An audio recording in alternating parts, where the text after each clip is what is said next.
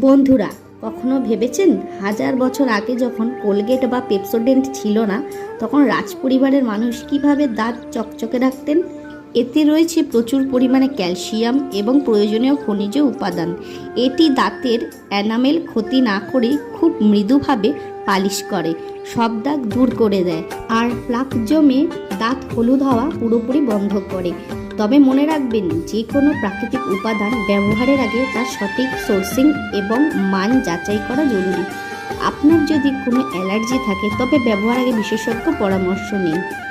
এইরকম আরও প্রাচীন প্রাকৃতিক ঘরোয়া প্রতিকারের সম্পর্কে জানতে ভিডিওটি লাইক আর সাবস্ক্রাইব করে রাখুন।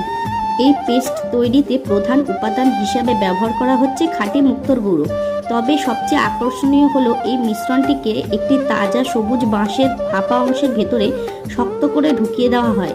এরপর বাঁশের খোলা মুখটি কাদামাটি দিয়ে সিল করে সরাসরি উনুনের জ্বলন্ত কয়লার আগুনে পুড়তে দেওয়া হয়, যাতে বাঁশের প্রাকৃতিক রসের সাথে মিশে যেতে পারে।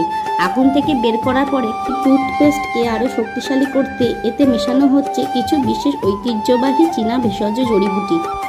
কড়া রোদে শুকনো এই ভেষজগুলোর সাথে যোগ করা হচ্ছে রাজকীয় কাঠের বাক্সে রাখা সবচেয়ে দামি উপাদান খাঁটি চাইনিজ জিনসেং এর মূল, যা দাঁতের গোড়া পাথর শক্ত মজবুত করে এবং মাড়ির ইনফেকশন বা রক্ত পড়ার সমস্যা চিরতরে দূর করে।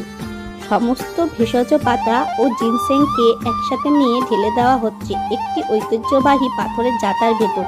কোনো আধুনিক মেশিন ছাড়াই সম্পূর্ণ হাতে প্রাচীন পদ্ধতিতে এগুলোকে পিষে একদম মিহি গুঁড়ো করে ফাইনাল পেস্ট তৈরি করা হয়।